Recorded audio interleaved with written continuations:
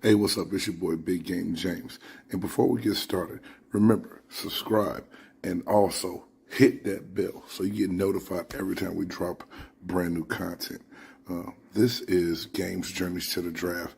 Game's Journey to the Draft is brought to you by Totally Fresh. Totally Fresh, the male hygiene deodorant that's 100% organic and helps keep you fresh in those areas that other things just don't reach. So I want to do a series because I've often got questions about what it was like going through the draft process. And let me say, it was one of the most stressful times in my life because it was at a point in time in my life where I had no real big priorities and responsibilities in life. All I had to do was do my best on the football field and pray that I would be rewarded with a chance to play in the NFL. And I did receive that chance. But the process is a little bit different. So I decided to come up with something called Game's Journey to the Draft, which is just a little 3-part shorts of my draft experience leading up until draft weekend. You know, the draft has changed a lot. Draft is now prime time, Thursday nights. It gets kicked off and runs for 3 days, and it's a big experience for these young men, and I'm happy for all of them to have this chance to live their dream. But I just wanted to do something that kind of connected my viewers and listeners to me to let you know what it was like for me during the time that I came out in the draft. So part 1 is going to be the agent process. So, you have a good season and you start knowing that you have a chance when general managers start calling your university, your coaches, and your sports information department, getting information on you. Also stopping by, talking with you in film room during the season at different points of time. And you start realizing that, hey, I might have a chance for this thing to happen.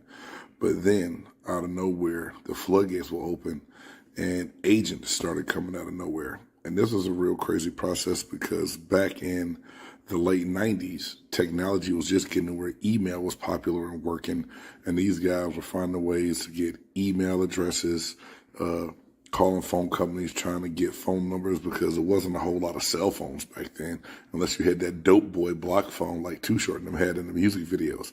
So they would go and do anything they could to get a hold of you, and even to where it's just sending questionnaires and letters and all this stuff. So the agent process started. My pops and I talked about how we were going to handle the situation, and we had just kind of we just kind of determined that we weren't going to really sit down and meet with a bunch of agents till after my final game my senior year. That's just kind of what we came up with.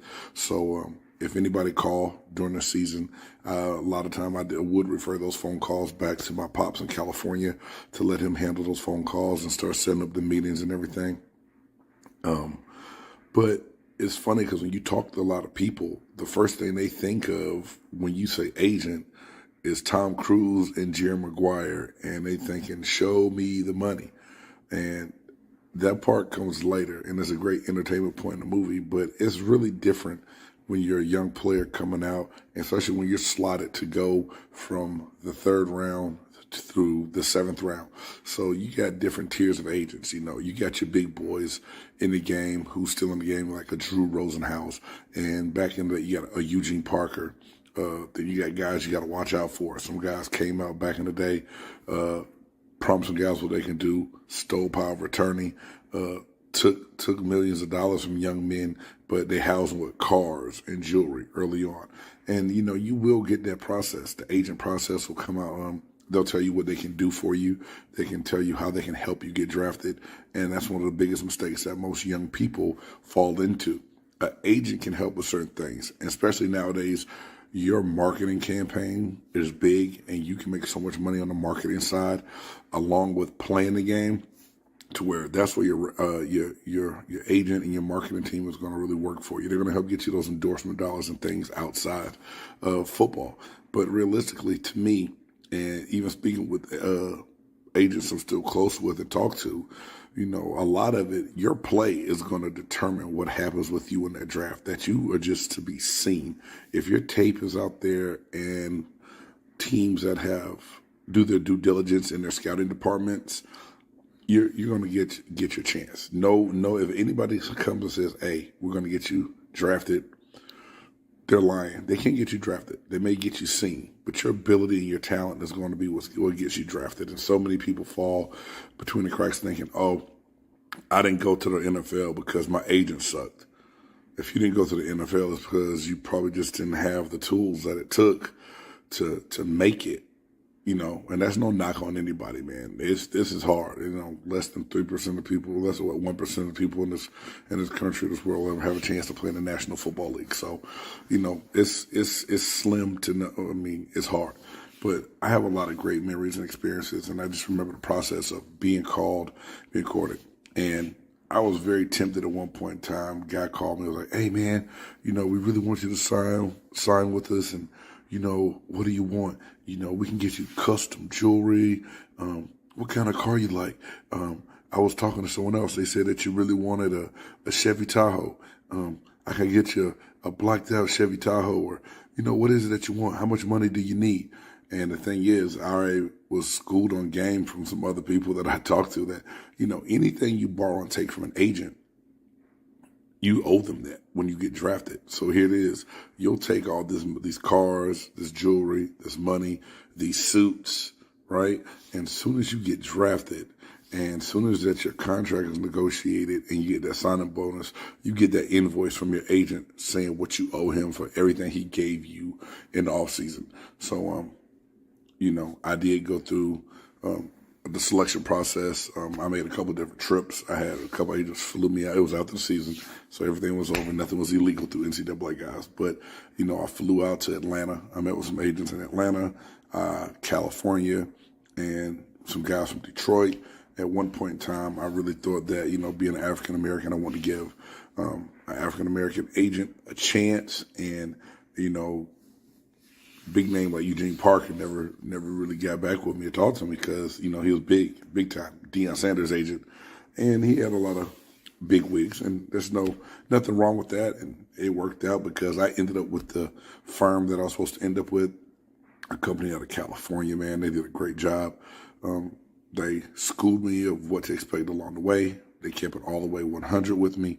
They never lied to me about, they never said one time, "James, we're going to get you drafted. That's what we do."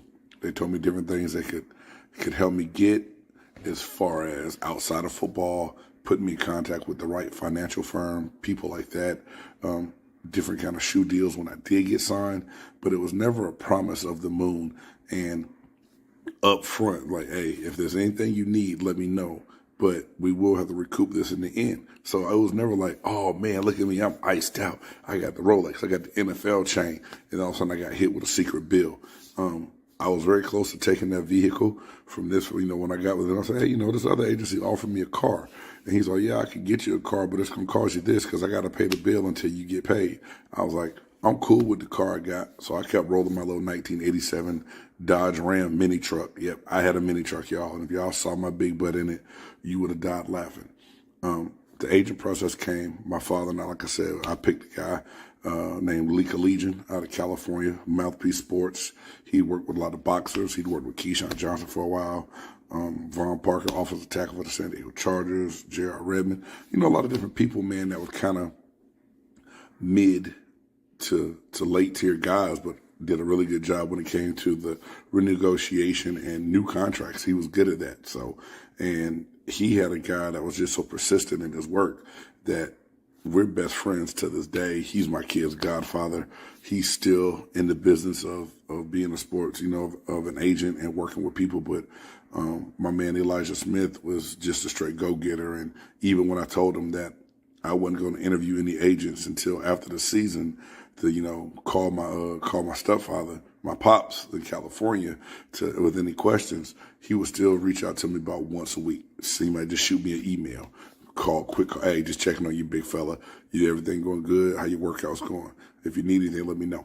So by the end of the process, going into these interviews, I'd already had things made up in my mind that I thought that Mouthpiece Sports was going to be the right company for me, and that these were going to be the right guys to work with to help me, transition from college to the NFL. they never overpromised, but they always over-delivered for me. And so it was a great process for me. You know, I didn't have anybody run around. I didn't have to scream, get on the phone. I didn't make nobody say, show me the money or anything like that. No crazy catchphrases. But the whole process, man, is just, you know, when I think back on it and look at it, it was a lot of fun. It was a good time, a little bit stressful. And it's so funny because my college roommate at the time was 2 years younger than me. And he was like, man, I feel like I'm getting drafted. All these guys calling. I can't wait till it's my turn.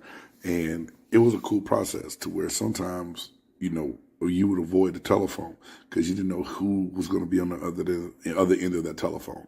And this was some shade tree guys that I interviewed and talked to that was just like, oh my God, never. And, you know, my pops would call me like, hey, so-and-so called me today. I did some research and I called the NFLPA. This guy's not even licensed. So if he called you again, just don't even answer the phone. I told him that we'll let him know what we're going to do after the season is all wrapped up and done and when we make our decision.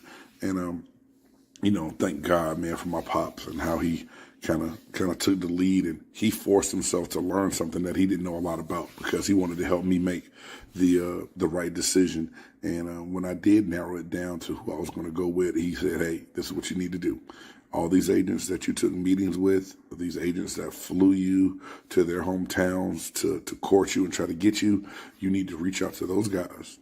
Tell them your decision and why you made the decision you made and thank them for wanting to represent you going forward to the NFL. And, you know, I was young, 22 years old, and I'm like, I got to call these people and tell them that I don't want them. How, you know, if I don't sign with them, they know. He said, no, you're going to learn now the process of what it takes. And this is what a man would do. So I picked up the phone. Every agent that I didn't sign with that flown me out, and it came down to like 3. So I had like 3, 4 people to call and let them know that I decided to go a different direction, make a different decision, and that it wasn't easy. And all these guys were really good people, but like I said, it worked out best. Pretty much had one agent my whole career that, like I said, under promised and over delivered all the time. Everything was always realistic. So that's just one part of my journey of this draft process. Was selecting that agent, was picking my Jerry Maguire, the guy that was going to help Big Game James stay focused, work on things for me behind the scenes, but also just educate me along the way. And that's what he did. I was educated about what goes on in the game, how it goes on, and what I should or shouldn't expect in the game.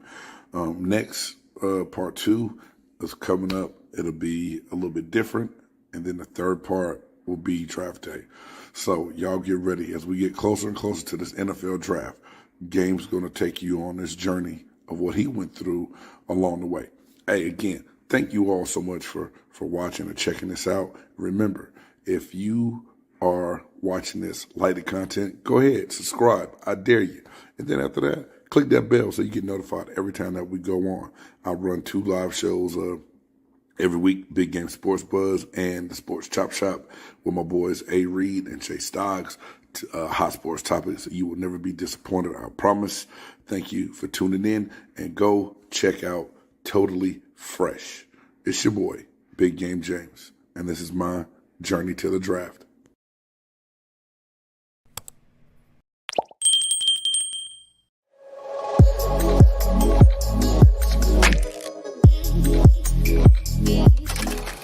It's your boy, Big Game James.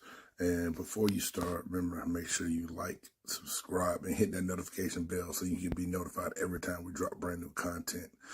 Yesterday, I started a new series called Game's Journey to the Draft, and I'm going to continue to do that right here with Volume 2, Training. Hey, but before we do that, let's give a shout out to our sponsor, Totally Fresh. Totally Fresh, the 100% organic male genitalia deodorant that helps keep you fresh in those hard-to-reach places. So we talked yesterday about the selection of picking an agent.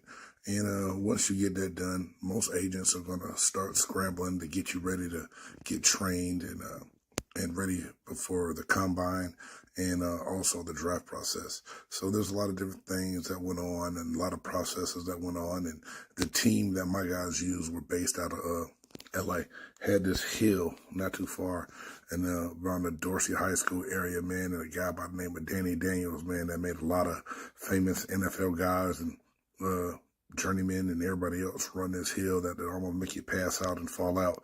And it was just one of those things where it was made to break you. It's funny nowadays, the training facilities are way more state of the art, and they were just coming around and evolving when I got started. But now you have places like Exos, Michael Johnson Performance, IMG Academy. Before it was the IMG School, was a place that a lot of guys went to down in Florida and some other places in Florida. But the agent's going to get you hooked up, working out with a trainer. I went to a place I don't think it's even around anymore called Fast Twitch, and it was all about working the negative and working with speed coaches, and then also working with the coaches at the University of Nevada to help that strength regiment when I was there. So like during the week, I would work out in Reno with my strength coaches, then down to LA some weekends, working out, training, and trying to get prepared for the combine. But this is a crazy thing when it comes to the training. I did all this stuff, did all this training, and I didn't even get a combine invite, which was no big deal. My agent said, don't worry about it. Just master your pro day. So, you train. Some teams are going to tell you, hey, we want you this big. We're going to have you play a 2-gap system. Some teams like, hey, we want you to stay where you are. We want you fast and quick. We run a 1-gap system. So you're just going to be penetrating your gap and helping keep people off the linebackers, blah, blah, blah. So you get turned in 95 different directions. I remember my weight was getting up. I went on a physical for one team, and they told me, get it back down to where I was, my playing weight. They wanted me no bigger than 280. Some teams told me that they wanted me to get up to closer to 300. It's crazy, and it pulled you in every direction possible, not knowing what to go and not knowing what to do. But the most important thing was just being prepared and ready for that pro day that was going to be approaching, so that you could really solidify who you were off the field, what your measurements were off the field, the Wonderlic test, things like that. I knew my play was going to be fine.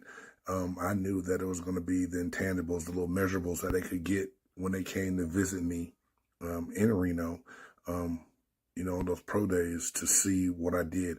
And I think a lot of it, not even just about the times you run, but how you perform under pressure. And I believe that's what, the training part does. The training part is more of a mental aspect where you get after it, you put the work in, you up early in the morning working out.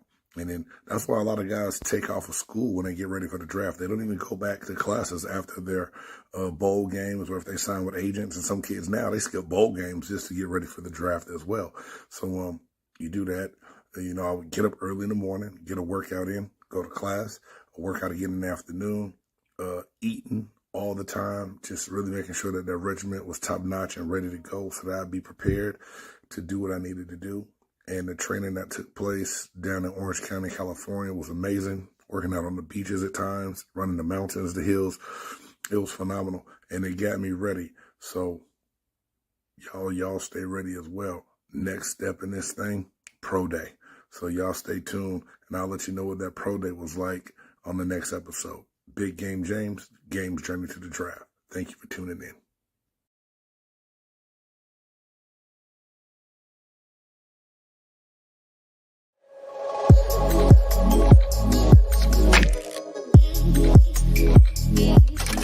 Hey, what's up? It's your boy, Big Game James, host of Big Game Sports Buzz, and former NFL defensive lineman for the Tampa Bay Buccaneers and the Indianapolis Colts. Today, I am continuing Game's Journey to the Draft, Pro Day. So, I talked about the selection of an agent. I talked about training, and now it's time for Pro Day. So, you start this training, the combine comes around, you go do the combine, then you have a Pro Day at your university. And I got to admit, because of our linebacker, Deshaun Miles, and our quarterback, John Dutton, along with myself and a few other guys, we had a pretty big pro day. There was a lot of guys there, a lot of teams there to check everybody out. Everyone talks about how the combine is a meat market and guys are walked out on stage and paraded around and looks like, modern day slave auction is what some people call the combine. I don't think it's that extreme, but the pro day at the school can get a little intense also, but it's really a great thing.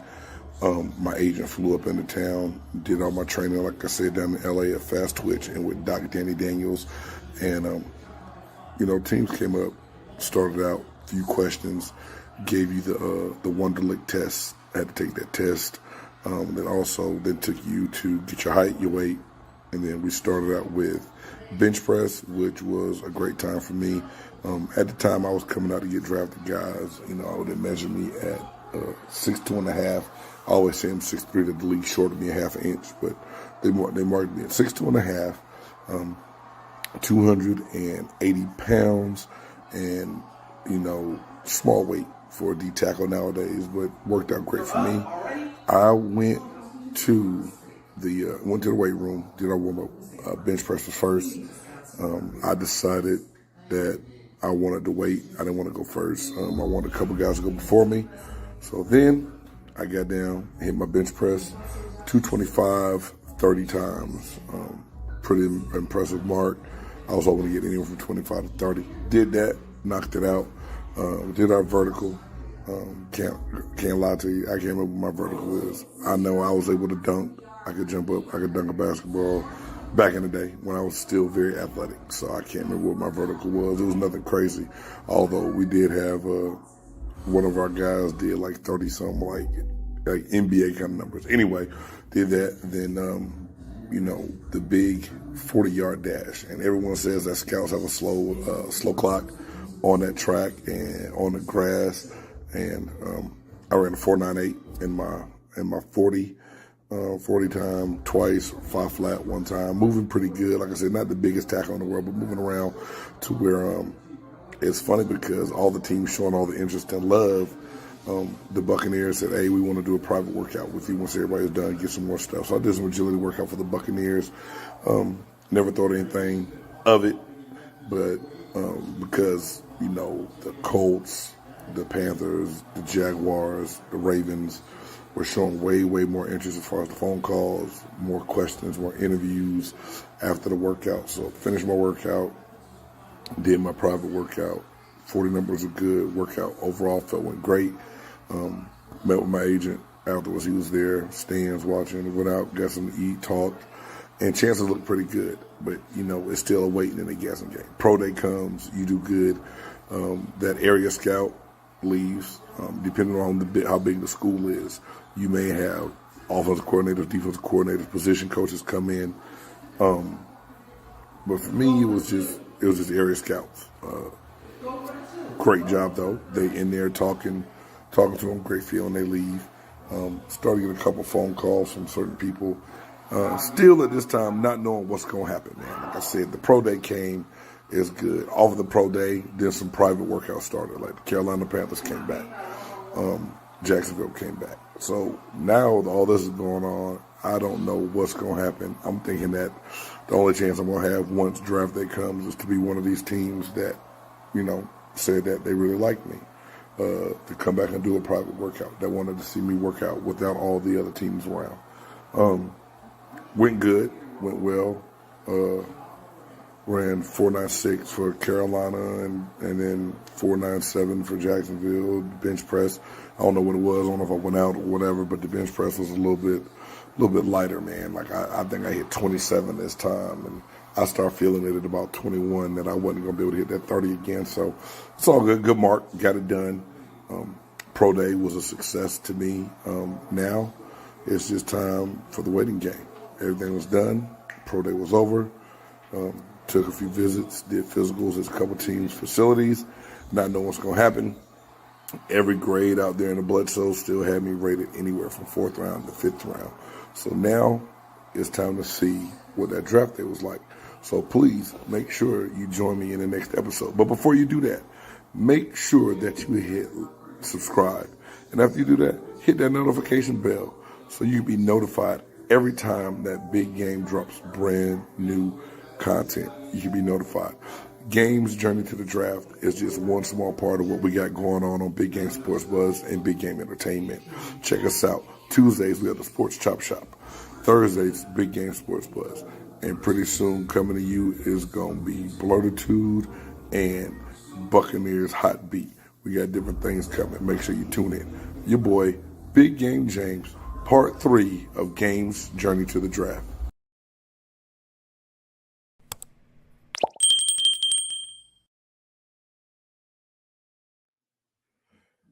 Hey, thank you again for tuning in to Games Journey to the Draft. Again, I'm your boy, Big Game James. Hey, but before we get started, please make sure that if you missed any of the previous episodes of Games Journey to the Draft, click that playlist on the YouTube channel. Check them out, volumes parts 1, 2, and 3. This is part 4. And also, before we get started into this, please make sure that you subscribe to the channel and hit that notification bell and get notified every time that new content is dropped. So, I started this series because of a few questions that I got from friends and co-workers and things like that, asking me what it was like going to the NFL. And it would be cool to know the process. So, I kicked some different things off. And today is all about draft day.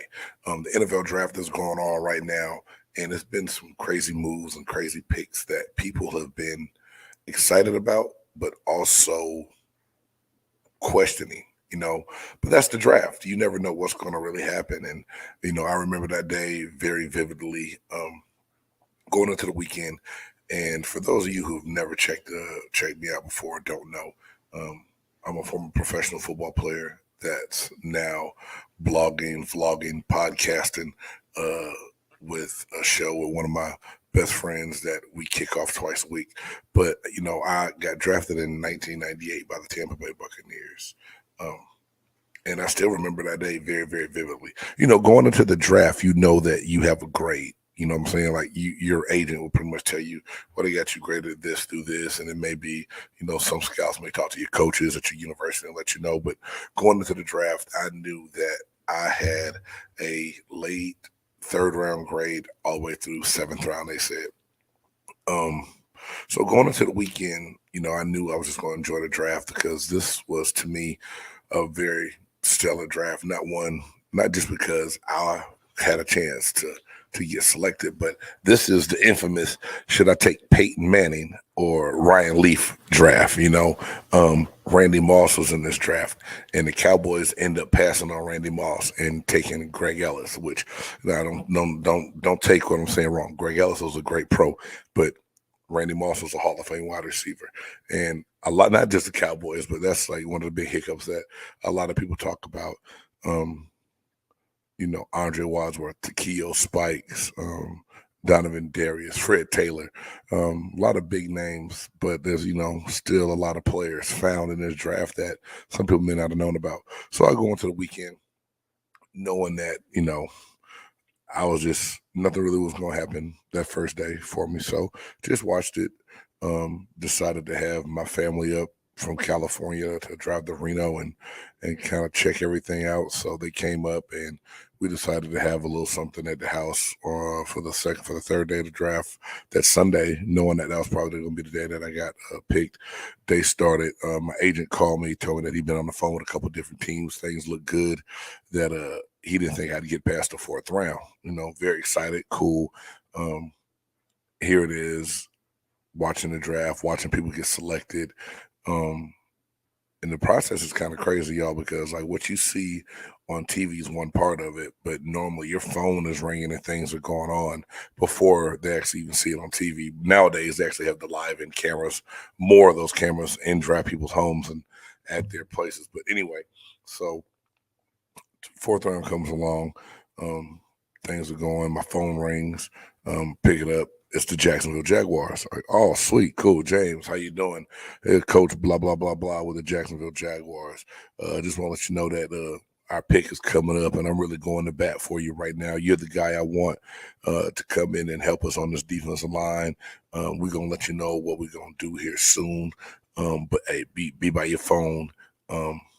I think it's gonna happen. So I hang up. I look at my mom and my pops. Hey, that was Jacksonville. They said that more likely they're gonna pick me with this next pick. and be ready. So they like probably 3 picks before the pick was up. Next thing you know, the pick is in. My phone didn't ring, but I see the pick is in. So then all of a sudden, the phone rings again. I grab it. Hey, James, coach, blah, blah, blah. I just want to say, I'm sorry. Front office wanted to go a different direction. They want to get a guy that was just a little bit bigger in size to play the technique we play. But hey, best of luck to you. And if you're here next round, I promise I'm going to try my best to get you in here. So there goes me thinking, cool, 4th round draft pick, Jacksonville Jaguars. Would have been had a chance to be back in Florida, you know what I'm saying, close to Georgia where I grew up. But hey, it didn't happen. Okay, not mad. Still got a lot of picks left. I just want an opportunity and a chance. Time goes by. Time goes by watching get to the end of the 4th round. I pretty much know now that I'm going to be a 5th round pick, look like. 4th round's almost over. All right, cool. 5th round, I could take it. Not as much signing bonus money as what I was hoping for and what I was going to want, but it's all right. You know, I'll take it. It's dream come true, right? 5th round comes. I get a call from the Indianapolis Colts. Hey, James Lee, this is so for the Indianapolis Colts, and I just want to say, you know, we're looking to make a move on you right here, and hey, we like everything you did. We like your film, so be ready to go. All right, cool. Pick goes in. Name doesn't come up. Call back. I had to go the other direction. Now I'm getting frustrated. It's okay. Relaxing, trying to watch a little bit more. A couple more picks go by. Agent calls me. Hey man, I got a really good feeling that the Ravens might make a play for you here soon. Had a good talk with Ozzie Newsome, and we're gonna see what's going on, man. They really like you a lot. Just got off the phone with this guy in the department. Hey, don't be surprised if the Ravens make a move to bring you in here. Cool. The Ravens. I get to go play with Ray Lewis. Oh my God, this is gonna be off the chain. No, Ravens pick come. They get somebody else. Like, oh man. All right. Now I'm just like, you know what? The heck with this draft. I don't care no more. I've been watching football all weekend. I don't care. Whatever happens, happens. If I'm a free agent, whatever. So I put the remote control down on the TV. I go lay down in the room, in my bedroom, in my apartment, and I was just like, you know what? God, I pray something happens, but whatever's gonna be is gonna be. I'm gonna try my best not to worry about it. Now I will say this for a 22-year-old person, this is, like I said, probably one of the most strenuous times in your life, because not only are you hoping to live your dream of what you've always wanted to do, you're wanting to make all these people around you proud. You want to represent your family, your university. You want to show that you have a skill set to do what a small percentage and fraction of people in this world can do, right? So it's a stressful time. So I lay down. My mom came in and said, "Hey, don't worry, everything's gonna be fine. Just hang in there. You know, why don't you come on back out and let's just keep watching." I was like, I'll be out in a second. So I lay there on the bed, just looking up at the ceiling, just pretty much thinking about every football moment I think I've ever had in my life. Thinking about why I started loving the game because of my grandfather and my cousin, who y'all might see on the show commenting a lot, Ron Lamb. You know, they made me fall in love with the game of football. And so, like, now for me, this was not just for me. This was for everybody. This was for those people that made me fall in love with the game. This was for Coach Kane at American High School, who told me that I could do whatever I wanted to do if I put my mind to it. This is for Bo Levette, who picked me up on the yellow bus to make sure I got to football practice every day because my mom didn't have a way to get me there because she had to work. This is for, you know, Coach Johnson, Coach Atkins, Coach Wilson, all those defensive coaches, Coach Tisdale, who said that, hey, JC, man, you're a hell of a football player. We think you got a bright future beyond college. You know, so now it's turned into that. This is for those guys that played before me, like a Dave Miller, who I know had the potential to play in the NFL that didn't, that I looked up to and I admired on my team. You know, now I'm thinking like, damn, if I don't make it, I let these people down. Lo and behold, I'm still laying there, all those crazy thoughts running through my head, trying to figure out what I'm going to do if I don't make it. if I want to even go to free agent route, if I want to deal with that, if I call the teams in Canada back and, go play in Canada, or do I just take the internship at the TV station and start a career in journalism that I went to school for? You know what I'll do? Million things racing through my head. I'm in the room. I don't have nothing with me, just lights off. Phone start ringing, ring, ring. And back here, it's old school cordless phone. We had a caller ID box that we had to run the phone in, that the box displayed. So my mom said, James, come get the phone, come get the phone. I was like, what is she yelling for? I was like, I opened doors. Well, she said, it's the Buccaneers, it's the Buccaneers. It said Tampa Bay Buccaneers on the caller ID. And so I picked the phone up, and lo and behold, I still remember this conversation like it was yesterday. He was like, James, how you doing? This is Coach Tony Dungy with the Tampa Bay Buccaneers. I still get crazy thinking about it now. My jaw dropped. I couldn't believe it. I was like, yeah, Coach, how's it going? But I also talked to a position coach earlier. This is the head coach now, I know. I didn't know what I was going to hear. I didn't know. I was like, hey, we want you. But, so he's like, hey, this Coach Dungy with Tampa Bay Buccaneers. Congratulations. How do you feel about being a Buccaneer? I said, thank you, Coach. Thank you. You will not be disappointed. He said a couple other people want to talk to you. Monty Kiffin got on the phone. Rob Marinelli got on the phone. Tim Ruskell, Jerry Angelo, and the scout, in the GM and the personnel department, Rich McKay. Congratulations. They said, hey, go make sure you're in front of the TV. We're turning your name in now. Go back out, sit back down, get the remote control. I hit record on the VCR, turn the TV up, and it's Mel Kiper and these guys on stage talking about any and everything. This is late in the draft where the picks are coming in fast and they're just covering airtime. And all of a sudden it says current selection. And then the number coming up, Tampa Bay Buccaneers, James Canada, pick 175. And in my mind, I was like, cool, I did it. But I knew that the journey had just begun. My phone started ringing off the hook. Family members, friends, coaches, and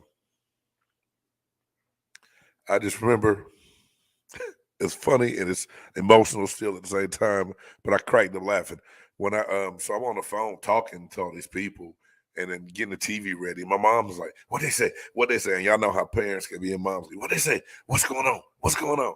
And I was like, "The Buccaneers are picking me right now."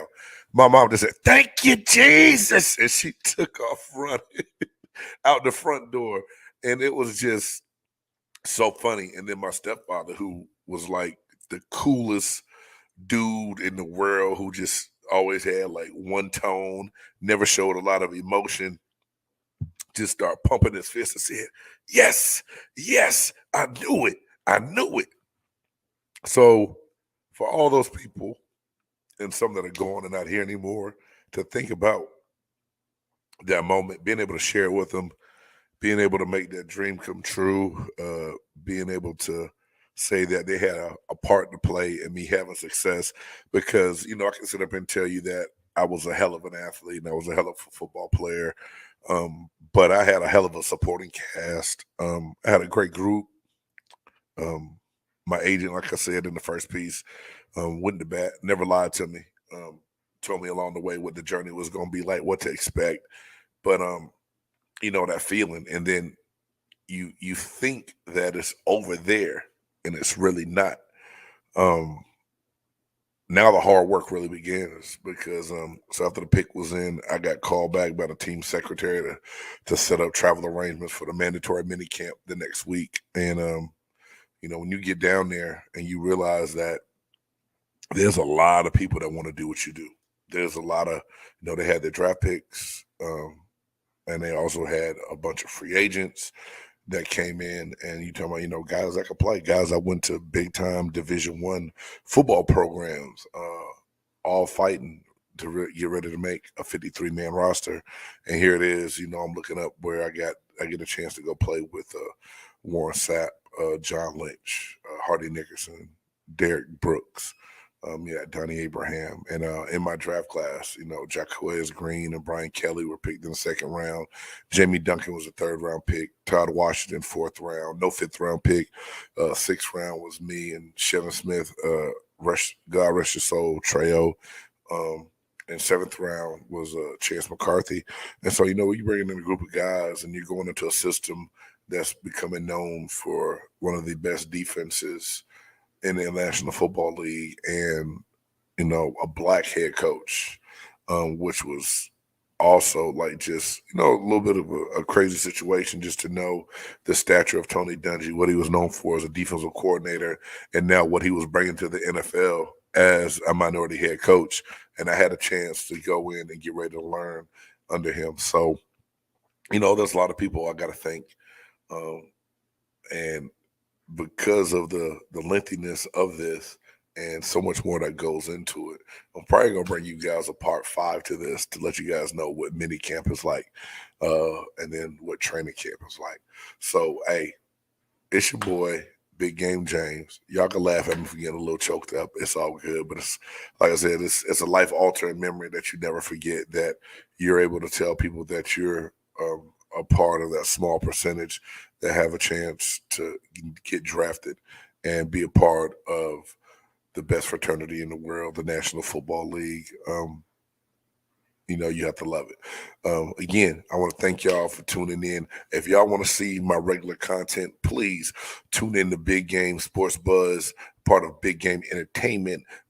Big Game Sports Buzz Thursday, 6 p.m. Central Time on YouTube and Facebook. And then we upload that audio to Spotify, Apple Podcasts, Google Podcasts, and now also Amazon Music.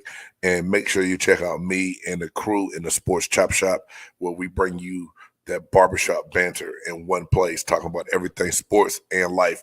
What's going on? It's your boy, Big Game James. Thank you for tuning in to Games Journey to the Draft, Part 4, Draft Day.